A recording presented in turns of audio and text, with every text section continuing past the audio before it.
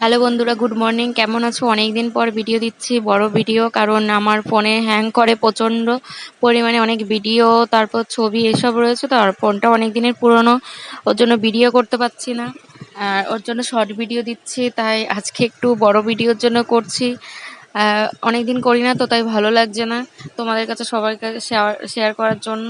দেখো, আমি নিয়েছি মাছের ডিম, সঙ্গে নিয়েছি চাট মশলা, নিয়েছি বেসন, নুন, একটু তেল আর পেঁয়াজ কুচি। আর এইগুলো ভালো করে মিক্সড করে মেখে নিয়েছি কিছুক্ষণ, আধ ঘন্টা বা 10 মিনিটের মতো, যে যেমন টাইমে রেখে দিতে পারো। জিনিসটা রাখলে কি হবে, বেসনটা ফুলবে, বড়াগুলো খুব সুন্দর হবে। আমি করেছি মাছের ডিমের বড়া, দেখো কত সুন্দর হয়েছে, আর খেতেও খুব টেস্টি হয়েছিল। সস দিয়ে খেতে পারো, ভাত দিয়ে খেতে পারো, শুধু শুধু খেতে পারো, মানে যে যার মতো ভালো লাগে। একটু লেবু মিশিয়ে নিলে আর সঙ্গে সস নিয়ে নিলে, একটু স্যালাড কেটে নিলে খুব টেস্টি হবে। যদি আমার ভিডিও ভালো লাগে, শেয়ার, লাইক এবং কমেন্ট করবে। নমস্কার বন্ধুরা।